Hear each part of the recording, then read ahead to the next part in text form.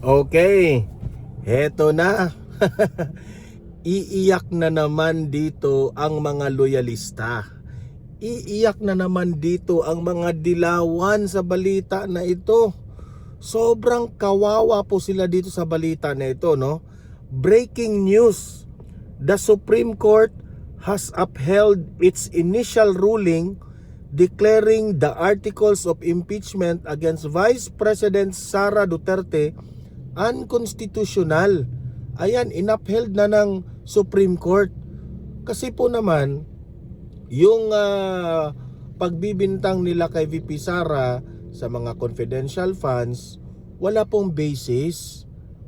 At napag-alaman po ng Supreme Court na ang lahat ng ito ay ginagawa po ng mga kalaban ni VP Sara dahil ito po ay pamumulitika. Kasi it's very obvious na ito po ay piniprepare nila sa 2028. Kailangan nilang ma-impeach itong si VP Sara para hindi makatakbo sa 2028 kung ito po ay ma-impeach. Okay? So inapheld na ngayon. Meaning to say, kung ano man ang naging desisyon nila, ayan, inapheld na.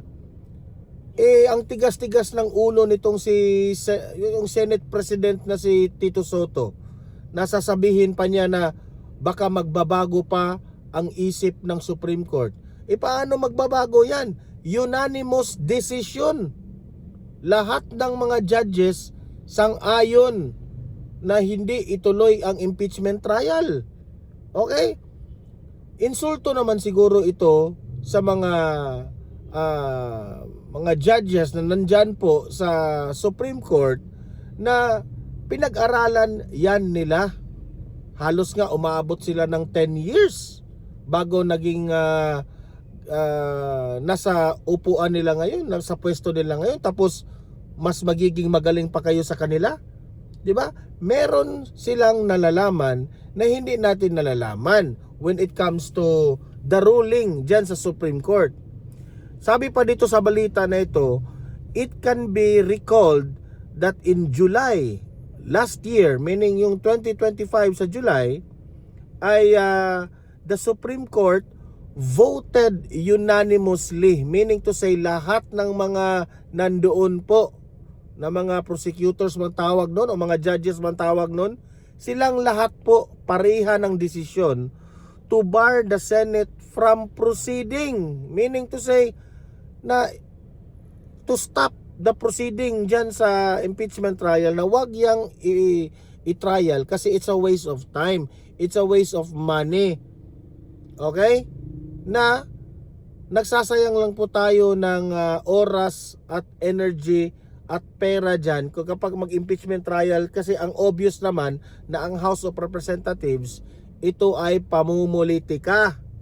Di ba kayo makaintindi, mga loyalista, mga dilawan? The trial citing institutional Senate from proceeding the trial citing a constitutional provision that prohibits multiple impeachment.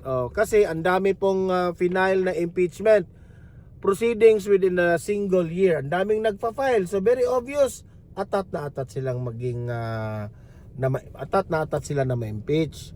So ito po ay pinagbabasihan ng mga kalaban ng mga Duterte, at yan po ginaya nila.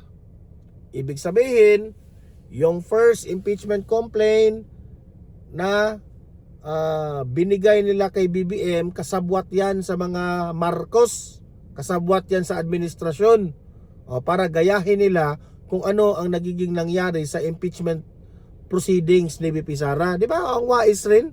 Tingnan natin kung uubra kayo dyan. Kasi kayong mga Marcos loyalist, kayong mga Marcos, mga dilawan, kasi kayo, hindi kayo lumalaban ng patas eh. Ang mga Duterte kasi, hindi ganyan. Lumalaban sila ng patas. Kung ano yung nakasaad sa Constitution, doon lang sila nakabase. Kayo, napaghalataan kayo na you are using your power, unfair kayo sa mga desisyon ninyo, 'di ba? siguro naman alam na ninyo na ang taong bayan hindi na ninyo mauuto sa mga galawan ninyo. Okay? The court also denied the House of Representatives motion. Okay? Dininay na nila. Ito na yung final. Dininay nila ang House of Representatives motion for reconsideration citing factual errors. Ang kapal-kapal ng mukha nitong House of Representatives na ito, nasasabihin nila na nagkamali raw itong Supreme Court. Paano nagkamali yan? Pinag-aralan yan nila?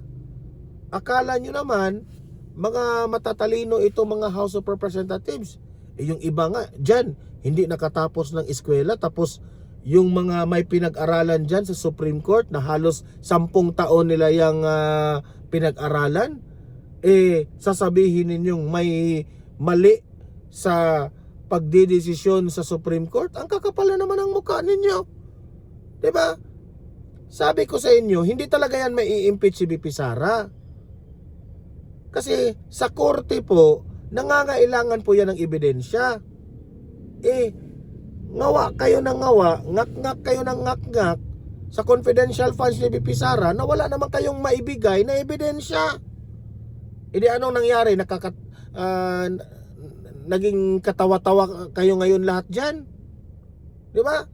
Yung mga Mary Jane, mga piatos-piatos ninyong mga pautot ninyo, hindi na kayo pinapaniwalaan. Okay?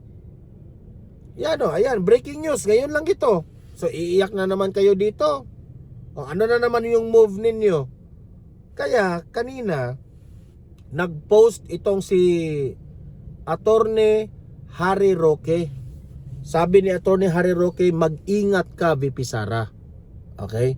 Mahalaga po na mag-ingat si VP Sara ayon kay Senator Harry Roque. Attorney Harry Roque pala. Akala ko senador na si Attorney Harry Roque.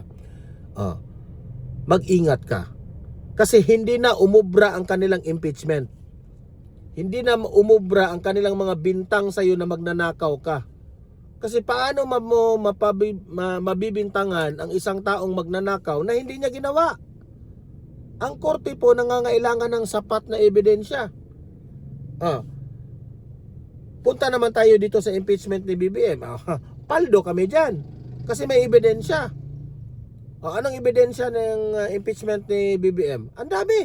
Yung flood control anomaly. Isa yun. Bakit niya pinirmahan yun? Nakapalibot sa Pilipinas ang daming flood control na hindi natapos. Tapos ang impeachment complaint laban kay BBM, hindi po politicians ang nag-file. Ang nag-file po taong bayan by the help of those attorneys, mga abogado, sina Topacio, taong bayan po ang nagrereklamo. Yan ang kaibahan kay VP Sara at dito kay kay BBM. Okay?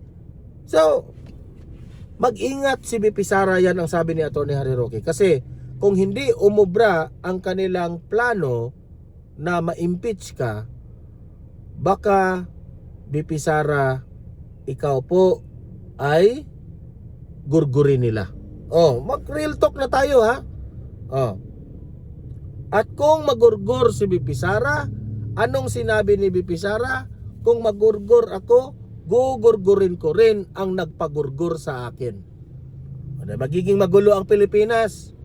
Gusto ba natin yun? Hindi. Okay? So, kayong mga loyalista, mga dilawan, kung ako pa sa inyo, lumaban kayo ng patas. Okay? Lumaban kayo ng patas. Hintay-hintay kayo ng 2028. Mag-eleksyon po tayo. Ilabas nyo ang pinakamalakas na barahan ninyo. Si Hontiveros, si Trillanes, sino ba ang pinakamalakas na barahan ninyo? Ilabas nyo. Ilaban nyo kay VP Sara. Lumaban kayo ng patas. Okay? So kayo mga audience ko dito sa Donmar TV, ano ang masasabi nyo dito sa issue na ito?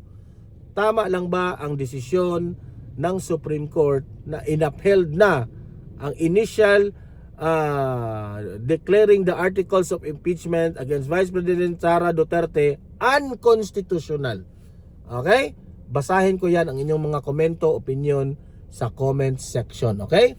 Do not forget na i-like at saka i-share itong video na ito para marami po ang makaalam na ito na po ang latest na balita patungkol po dyan sa impeachment ni VP Sara. Okay?